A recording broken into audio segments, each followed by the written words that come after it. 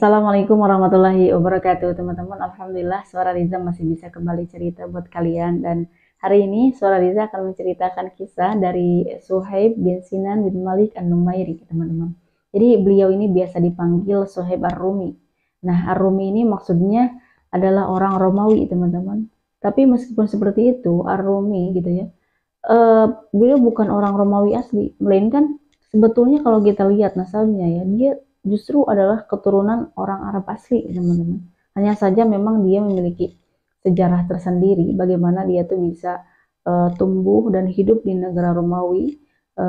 Juga bahkan penampilannya pun itu seperti orang Romawi gitu ya, orang kayak orang kebarat-baratan gitu, orang Barat. Jadi kulit putih kemerah-merahan, rambut pirang seperti itu ya. Bahkan bahasanya pun udah lupa sama bahasa sendiri, teman-teman. Makanya ya bahasa Romawi gitu. Makanya pada saat itu Suhaib ini disebutnya Suhaib Ar-Rumi, teman-teman. Nah, jadi Nabi SAW pernah mengatakan nih teman-teman sama beliau, jual beli yang kau lakukan kepada Allah Subhanahu wa taala sungguh amatlah sangat beruntung. Nah, teman-teman, Nabi sampai mengatakan hal itu. Apa sih? Maksudnya apa sih yang beliau jual gitu ya? Sampai mengatakan Nabi SAW tuh kalau dia tuh sangat beruntung gitu ya. Kita cerita sedikit ya teman-teman. Dan kita harus tahu juga bahwasanya beliau ini terlahir dari seorang keluarga yang apa namanya, terpandang. Dia terlahir dari sebuah keluarga yang merdeka, bukan seorang budak. Hanya saja kok bisa dia itu terjebak dalam dunia perbudakan. Kok dia bisa-bisanya menjadi seorang budak gitu ya. Nah, kita cerita nih teman-teman, bermula dari ayahnya ya. Ayahnya itu adalah seorang wali kota di sebuah kota di Basrah, yaitu kota Ubullah, teman-teman, Ubullah. Itu masih di Irak, teman-teman, dan Irak pada saat itu masih berada di bawah kekuasaan kerajaan Persia, teman-teman. Nah, jadi ayahnya itu diangkat menjadi wali kota oleh kerajaan Persia. Nah, dari situ teman-teman kita bisa lihat ya kalau beliau adalah orang terpandang ya, dari jabatan ayahnya pun dia seorang apa namanya, wali kota gitu kan, bukan seorang apa orang yang miskin gitu kan. Nah, teman-teman, pada saat itu kerajaan Persia itu luar biasa. Itu kerajaannya Persia itu sampai luas kekuasaannya itu mencakup perbatasan Cina sampai ke perbatasan Afrika, teman-teman. Dan pada saat itu kerajaan yang mampu menyaingi Persia ini adalah kerajaannya Romawi gitu ya. Nah, keduanya ini katakanlah bisa dikatakan kerajaan adidaya, teman-teman, karena memang sungguh sangat luar biasa sekali dua kerajaan ini. Itu memiliki kekuasaan yang luar biasa, kekayaan yang juga luar biasa, pasukan yang juga luar biasa, teman-teman. Dan yang terpenting ini, teman-teman, kedua kerajaan ini adalah musuh bebuyutan, gitu ya. Nah, dari situ, teman-teman, kita cerita ya, bagaimana kok dia bisa menjadi seorang budak. Nah, jadi suatu hari, teman-teman, dia itu diajak sama ibunya berlibur ke suatu perkampungan. Ini masih di Irak ya, teman-teman. Ke suatu perkampungan di negeri Irak. Tiba-tiba ada satu pasukan dari Romawi yang menyerang perkampungan tersebut. Ya. Itu perkampungan diobrak-abrik. Mereka apa namanya, dihancurkan, perkampungan itu dibakar gitu ya. Penduduk dibunuh, ada yang mengambil harta benda perkampungan di sana gitu ya. Dan para anak-anak kecil saat itu diambil sama mereka untuk dijadikan budak, termasuk salah satunya Suhaib ini, teman-teman. Anak-anak di sana diambil, dibawa mereka ke negeri Romawi untuk dijual, dijadikan budak. Dari situ kita tahu ya, alasan menjadi Suhaib ini menjadi seorang apa namanya, budak itu ya memang karena ya dia harus mengalami kejadian yang dramatis seperti itu, teman-teman. Jadi biar kita tahu, teman-teman, bahwasanya baik Persia maupun Romawi itu sama-sama kayak gitu, main curi orang seenaknya, main perkosa orang seenaknya, main serang, main bakar, pokoknya kayak gitulah kelakuan mereka tuh. Justru ketika Nabi SAW datang membawa Islam gitu ya, itu untuk memerangi kelakuan atau apa ya, perilaku kezaliman seperti itu, teman-teman. Karena waktu itu, teman-teman, yang memang berada dalam apa ya, katakanlah kegelapan gitu ya, itu bukan hanya negeri Arab saja. Yang berada dalam dunia kejahiliahan itu bukan hanya Arab saja, melainkan seluruh negeri itu dilanda kezaliman-kezaliman seperti itu. Sampai Allah Subhanahu wa taala akhirnya mengutus Nabi SAW sebagai utusannya. Jadi akhirnya teman-teman, para penyerang tadi membawa para anak-anak tadi ya ke negeri Romawi, ke negeri mereka untuk mereka jual, dan akhirnya Suhaib pun dari situ statusnya menjadi seorang budak. Dia menjadi seorang budak, dan itu tuh selama dia di sana itu berpindah-pindah tangan. Itu dia dibeli terus dijual lagi ke tuan yang lain, dibeli lagi dijual lagi, terus seperti itu sampai dia akhirnya dewasa, teman-teman. Dia hidup menjadi apa namanya, di dunia perbudakan sampai dia dewasa. Nah, dari kehidupan dia yang menjadi seorang budak, dia tuh pernah mendapatkan beberapa kesempatan untuk mendengar atau apa ya, sampai katakanlah menguping gitu ya dari tuannya ini. Jadi kalau tuannya ini berbicara atau berbincang dengan orang lain gitu ya, katakan pada saat itu ya ada ahli kitab di sana, ada tokoh-tokoh Nasrani lah ya. Nah, dia sempat mencuri dengar perbincangan mereka gitu, teman-teman. Nah, dari perbincangan mereka ada suatu hal yang menarik bagi Suhaib ini. Apa? Mereka membicarakan tentang bahwasannya akan ada nih nabi akhir zaman yang lahir di suatu kota yang ciri-cirinya itu mirip dengan kota Mekah. Jadi di tengah gurun gitu. Di tempat dimana Nabi Ismail atau Nabi Ibrahim ini sempat berkunjung ke kota tersebut gitu ya.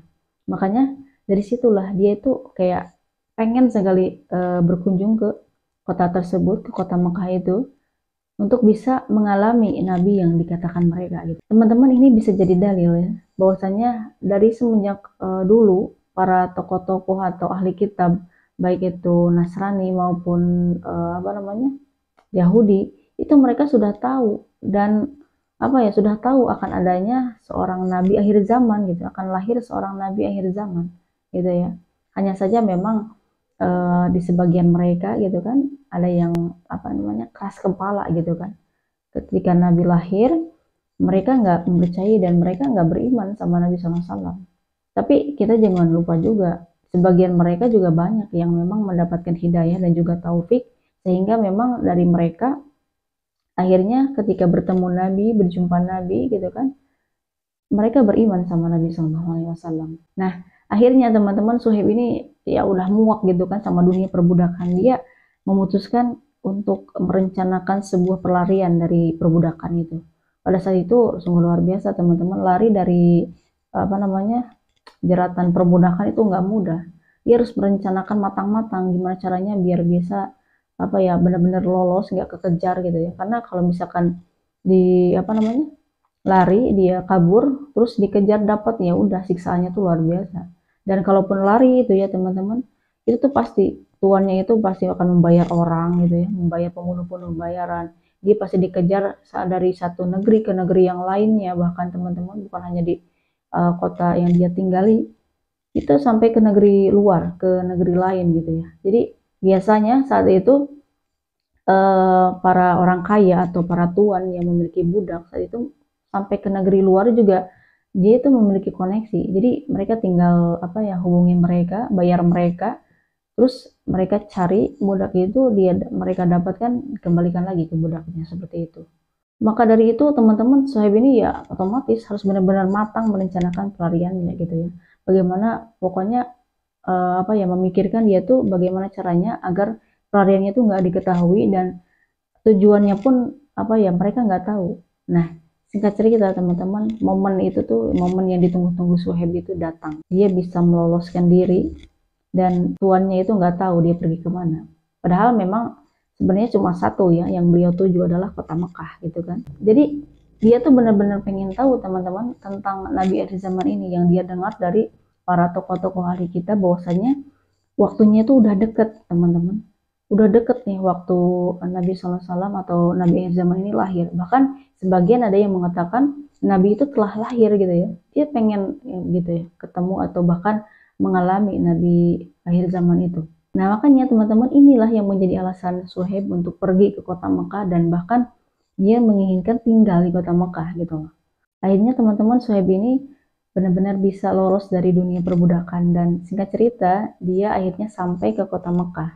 Dan ketika sampai di kota Mekah teman-teman, dia tentu saja dong memiliki harta ya, sebagian harta untuk ya memang sebelumnya dia udah kumpulkan gitu ya ketika berada di Romawi sana, untuk dia pakai berdagang di kota Mekah. Selain itu juga teman-teman, dia gunakan sebagian hartanya untuk bayar orang. Pokoknya bayar orang dari kalangan petinggi Quraisy tentunya. untuk keamanan beliau, untuk ya keamanan dagangnya agar dia tuh bisa leluasa dagang di Mekah saat itu. Dan tentu saja yang penting dia harus dapat perlindungan dari orang-orang yang berada di kota Mekah dan juga orang-orang yang memang datang ke kota Mekah saat itu. Dan iya teman-teman, dia tentu saja dong menyembunyikan identitas dirinya sebagai seorang budak yang melarikan diri gitu ya. Dan singkat cerita teman-teman, dia pun menjadi apa namanya pedagang sukses di kota Mekah tersebut.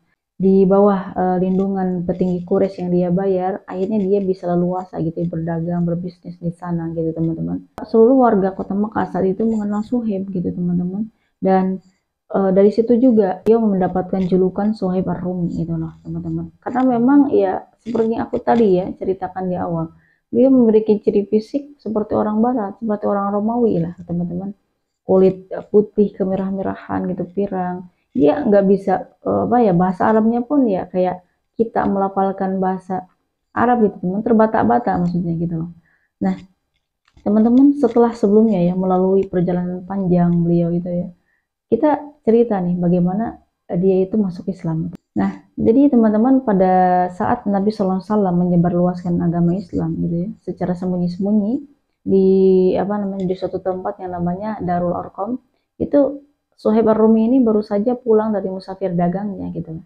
Nah, pada saat dia baru pulang dari musafir dagang itu, dia dengar nih warga-warga Mekah saat itu ribut-ribut mengatakan ada seorang laki-laki yang bernama Muhammad mengaku sebagai nabi, teman-teman. Dia mendengar hal itu dan tentu saja dong, dia berpikir ini yang dia tunggu-tunggu kan selama itu. Ini yang membuat apa namanya dia tuh sampai harus datang ke kota Mekah tersebut gitu kan. Kabar ini yang dia tunggu sebenarnya teman-teman. Nah, sehingga akhirnya ketika dia mendengar hal tersebut, dia tentu saja dong menyelidiki ya, mencari tahu gitu ya tentang Nabi akhir zaman ini, tentang sosok seorang Nabi Muhammad atau sosok seorang Muhammad ini yang mengaku seorang Nabi gitu ya. Dia mencari tahu dan tentu saja ya teman-teman, dia itu tahu betul gitu ya sikap dan akhlak beliau itu adalah al-amin, orang yang benar-benar baik akhlaknya, dapat dipercaya. Beliau tahu betul. Jadi ketika dia mendengar atau melihat ciri-ciri beliau yang baik seperti itu udah, oh ya dia udah nggak bisa ragu. Dia udah nggak ragu lagi, karena dia udah tahu kan dari para tokoh-tokoh ahli kitab sebelumnya. Hanya saja dia tuh penasaran, apa betul dia tuh adalah orang yang mendapatkan wahyu dari Allah SWT? Apa betul dia tuh orang yang benar-benar mengaku nabi seperti yang apa yang dikabarkan oleh banyak orang gitu ya. Sehingga akhirnya itu memutuskan dia untuk apa ya secara sembunyi-sembunyi gitu ya, tengah malam dia tuh cari Nabi. Dan saat dia tahu bahwasanya Nabi berada di Baitul Arqam, di Darul Arqam, dia pergi ke Darul Arqam.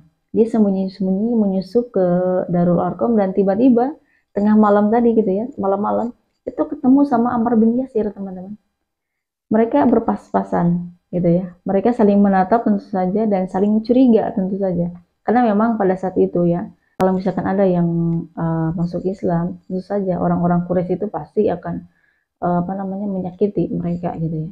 Nah, Suhaib nanya sama Ammar ini, ada apa kamu malam-malam ke sini? Kata Suhaib.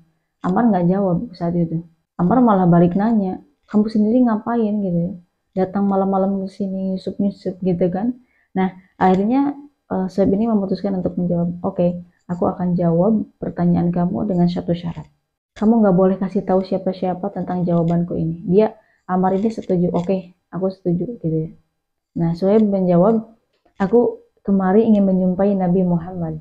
Aku ingin mendengarkan wahyu-wahyu yang diturunkan kepadanya, kata Suhaib ini. Dan ternyata teman-teman tujuannya itu sama ya, sama Ammar bin Yasir ini teman-teman. Akhirnya mereka berdua sama-sama menjumpai Nabi SAW gitu kan. Mereka bareng-bareng menjumpai Nabi masuk ke Darul Arqam. Dan di sana mereka mendapatkan penjelasan tentang Islam gitu ya. Mereka mendengarkan wahyu-wahyu yang dibacakan kepada mereka gitu.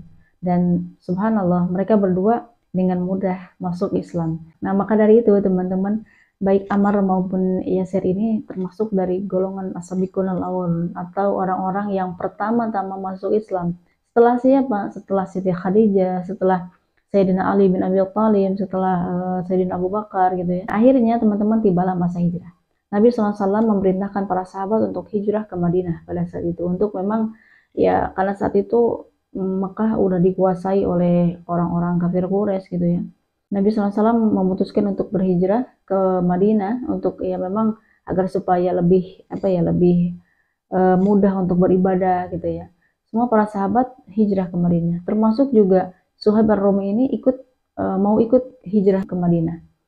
Nah, tapi teman-teman, bagi Suhaib ini nggak mudah teman-teman. Kenapa? Karena dia itu memiliki pasar, dia memiliki harta benda, dia memiliki rumah gitu kan, dia memiliki perdagangan. Tidak mudah bagi dia untuk meninggalkan Mekah saat itu, karena memang apa ya orang-orang kafir tentu saja tidak mau ya Suhaib ini tiba-tiba hijrah membawa harta benda dia gitu kan, terus nggak kebagian apa-apa. Apalagi yang memang selama ini memberikan perlindungan sama Suhaib ini teman-teman gitu ya. Lalu apa yang terjadi teman-teman? Suhaib ini ya tentu saja memutuskan untuk mencari akal gimana caranya agar dia tuh bisa mengikuti baginda Nabi SAW hijrah ke Madinah teman-teman. Dan pada saat bersamaan teman-teman, rumahnya itu dikepung ya sama kaum kafir Quraisy, sama orang-orang yang memang memberikan penjagaan selama ini kepada dia. Dan itu tuh bukan sehari dua hari teman-teman, berbulan-bulan gitu ya, pagi siang sore bahkan pokoknya sepanjang waktu rumahnya itu dikasih penjagaan, mengawasi Suhaib ini biar apa biar nggak bisa hijrah ke Madinah teman-teman gitu ya. Singkat cerita teman-teman, Suhaib ini dapat cara nih, dapat ide biar dia tuh bisa lolos ya ke kota Madinah mengikuti Nabi SAW. Apa itu? Dia tengah malam yang dingin ya, dia keluar rumah terus masuk WC gitu ya. Maksudnya jadi WC-nya itu berada di bukan di rumah ya, tapi berada di luar rumah. Kalau kita mungkin di belakang gitu ya, di kebun biasanya gitu kan. Nah, jadi dia tuh keluar rumah, masuk WC, ke rumah lagi, masuk WC lagi, ke rumah lagi, masuk WC lagi, terus dia tuh seperti itu. Sehingga akhirnya para penjaga rumah Suhaib ini berpikir bahwasannya dia tuh sedang ada masalah gitu ya, sedang sakit perut gitu kan. Dan akhirnya mereka pun lalai gitu ya, karena mereka ya mungkin berpikir gak mungkin lah orang sakit perut bisa meloloskan diri, udahlah kita nggak usah terlalu merhatiin dia nggak mungkin kabur karena dia sedang sakit perut kayak gitu, masa sih gitu. Akhirnya mereka tertidur dan menggunakan kesempatan tersebut untuk meloloskan diri. Nah, tapi teman-teman, Suhaib ini akhirnya diketahui oleh mereka gitu ya. Mereka tahu bahwasanya Suhaib ini udah nggak berada di rumahnya gitu ya. Dan mereka langsung ngejar Suhaib. Dan akhirnya Suhaib ini apa namanya ketemulah di tengah-tengah perjalanan dia menuju kota Madinah teman-teman. Dan itu tuh udah keluar jauh dari kota Mekah teman-teman. Suhaib ini lari nggak bawa apa-apa selain bawa anak panah, membawa busur dan anak panah yang banyak teman-teman. Jadi ketika mereka maju dia langsung cabut anak panahnya. Dia berkata Suhaib ini, kalau kalian ada yang berani maju maka sudah pasti anak panah ini akan tertancap di jantung kalian. Jadi teman-teman, Suhaib ini terkenal ya dalam kemahirannya menggunakan panah gitu ya teman-teman. Jadi dia mengatakan teman-teman, wallahi, wahai kalian orang-orang kota Mekah, kalian tahu bagaimana kemahiranku menggunakan panah. Jika kalian berani mendekat kepadaku, maka aku pastikan anak panah ini akan tembus ke jantung-jantung kalian. Saat ini aku membawa banyak anak panah. Jikapun kalian berhasil membawaku ke kota Mekah, maka akan banyak orang-orang yang gugur karena anak panah ini. Gitu teman-teman. Jadi luar biasa Suhaib ini ya. Suhaib ini bertahan dengan busur dan anak panahnya, dan mereka juga ya otomatis nggak mau menyerang ya, nggak mau mendekat teman-teman. Nah dari situ akhirnya teman-teman para pasukan tadi yang mengejar Suhaib ini bilang sama Suhaib, wahai Suhaib, apakah ada jalan keluar bagi permasalahan kita? Gitu. Kata Suhaib ada. Apa itu? Kata Suhaib, saya tahu apa yang kalian inginkan. Yang kalian inginkan pasti harta bendaku kan? Kalau begitu, kalian cari saja. Kalian ambil semuanya. Aku nggak butuh itu semua. Yang aku butuhkan hanyalah iman dan Islam. Biarkan aku pergi ke Madinah menjumpai Rasulullah SAW. Ketika ya mereka itu sudah setuju gitu ya, Suhaib tunjukkan ke mereka tempat-tempat di mana Suhaib ini menyimpan harta benda aja gitu ya. Dan mereka pun salah satu dari mereka tentu saja mengecek dulu ke Mekah, ya, apa benar nih di tempat-tempat yang Suhaib tunjukkan apa benar ya itu ada harta yang beliau maksud, beliau simpan gitu ya. Dan ternyata akhirnya ketika sang utusan itu kembali ngasih tahu ke yang lainnya bahwa ada harta di tempat-tempat yang memang Suhaib tunjukkan, ya udah, akhirnya mereka pun melepaskan Suhaib dan mereka juga kembali ke Mekah. Karena kan mereka juga mikir-mikir teman-teman ya, daripada harus kehilangan nyawa gitu kan, mendingan ya udah kita kembali ke Mekah dapat harta gitu kan. Ya makanya mereka pun akhirnya kembalilah ke Mekah dan melepaskan Suhaib, dan akhirnya Suhaib ini sampailah di kota Madinah. Dan pada saat dia sampai di kota Madinah berjumpa Nabi SAW, teman-teman, apa yang dikatakan Nabi? Sungguh kau beruntung punya dagangan wahai Suhaib. Sungguh engkau beruntung wahai Suhaib. Sungguh engkau beruntung punya dagangan wahai Suhaib. Dan Suhaib mengatakan sama Rasul SAW, ya Rasulullah, gak ada yang tahu seorang pun kejadian di mana aku melepaskan seluruh harta bendaku kepada orang-orang kafir. Aku gak cerita sama siapapun. Tapi engkau, pada saat aku datang, kau menjemputku dan mengetahui hal yang terjadi padaku. Dari situ aku benar-benar yakin kepadamu bahwa engkau adalah benar-benar utusan Allah SWT. Aku benar-benar yakin bahwasanya engkau tahu karena engkau diberitahu oleh Allah SWT, Tuhan yang mengutusmu. Maka dari itu, wahai Rasul, aku semakin yakin kepadamu. Nah, subhanallah teman-teman, itu dia tadi Suhaib. Dia adalah seorang yang memang katakanlah bermula dari seorang budak gitu ya. Terus kemudian menjadi seorang pedagang. Terus kemudian kaya raya, masuk Islam. Terus dia nggak segan-segan untuk korbankan seluruh harta bendanya. Setelah kaya raya loh teman-teman, dia korbankan. Dia berani, nggak ragu, dia kembali lagi ke titik nol, ke titik yang memang ya nggak punya harta benda lagi teman-teman. Demi apa? Demi iman, demi berjumpa dengan Nabi SAW, demi akidah yang dia perjuangkan. Subhanallah. Nah, itu dia tadi teman-teman kisah tentang Suhaib ini. Allahu a'lam bishawab. Assalamualaikum warahmatullahi wabarakatuh.